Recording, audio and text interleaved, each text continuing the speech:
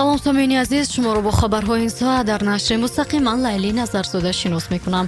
Шумо метавонед моро ҳамзамон тариқи видеоӣ дар платформаҳои хабарии агенти низ дида бошед. парлумони мамлакат рӯзи 20 апрелро дар кишвар ҳамчун рӯзи кормандони мақомоти адлия ва 26 июлро рӯзи кормандони мақомоти иҷрои ҷазои ҷиноятӣ тасвиб кард. тибқи иттилои дафтари матбуоти маҷлиси намояндагон, тағйироти дахлдор дар ин бора аз ҷониби ҳукумат пешниҳод гардида, он ба қонун дар бораи рӯзҳои ид қабул гардидааст. дар баробари идҳо ки бидуни истироҳат таҷлил мегарданд, тоҷикистониён инчунин дар рӯзҳои таҷлил аз соли наби милодӣ, Наврӯз, Иди Модарон, рӯзи Ғалаба, ваҳдати миллӣ, истиқлолият, рӯзи Конститутсия ва идҳои Рамазону Қурбон низ истироҳат мекунанд. шаҳрдори Душанбе Рустами Эмомалӣ бо мақсади таъмини бозорҳои пойтахт бо гӯшт ва маҳсулоти ширин, инчунин мӯътадил нигоҳ доштани нархи маҳсулоти аввалия ба парваришу нигоҳубини чорво дар баъзе минтақаҳои шаҳр иҷоза додааст.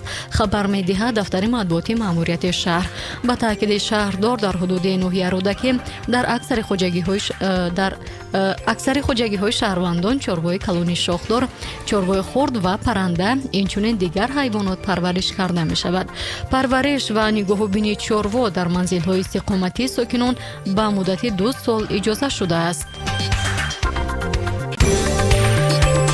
Азиза Давлатова, яке аз гумонбарони асосии қазияи Мадинаро ба 11 соли зиндон маҳкум кард, вале бар асоси қонуни аф 1 соли ӯ кам карда шудааст. Хабар медиҳад Озодӣ.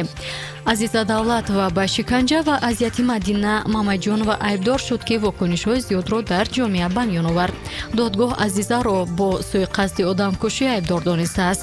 мурофиаи Азиза Давлатова ва ҳамшавҳараш Парвиз Давлатов паси дарҳои баста баргузор шуд.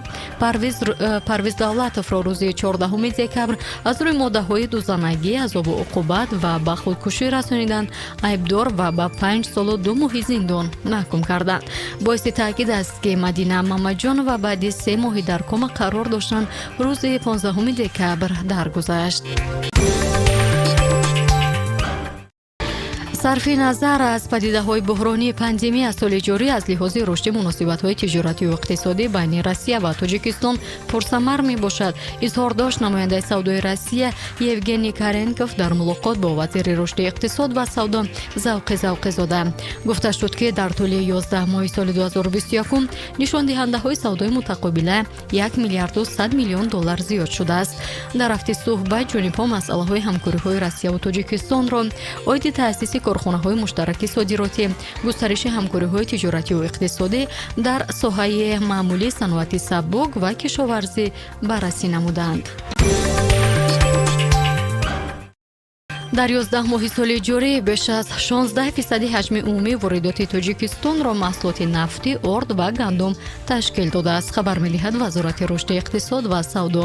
аз ҷумла ҳаҷми воридоти маҳсулоти нафтӣ наздик ба 554 000 тонна гуфта мешавад, ки 360 миллион доллар арзиш дорад.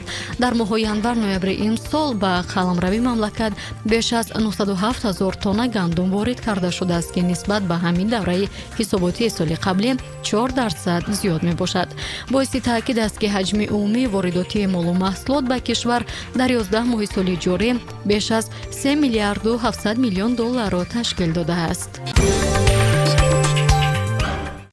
зингарон, мураббиён, ҳайати маъмурӣ ва роҳбарикунандаи дастаи футболи Хуҷанд медалҳои нуқраи чемпионати Тоҷикистон 2021-ро ба даст оварданд.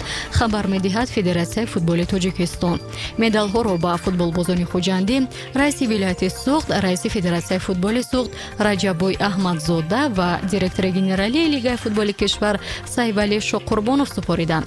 ба ҷуз аз ҳайати асосӣ, инчунин захирачиёни Хуҷанд, ки имсол ғолиби мусобиқаи қаҳрамонии ҷаҳонони Тоҷикистон гардидан мукофонида шуданд. хуб, ин буд нашри ҷанбастии барномаи хабарӣ дар радиои Азия Плюс. шумо метавонед ҳамарӯза соати 18 шом пахши онлайни моро тариқи саҳифаи Facebook, Instagram ва YouTube низ дида бошед.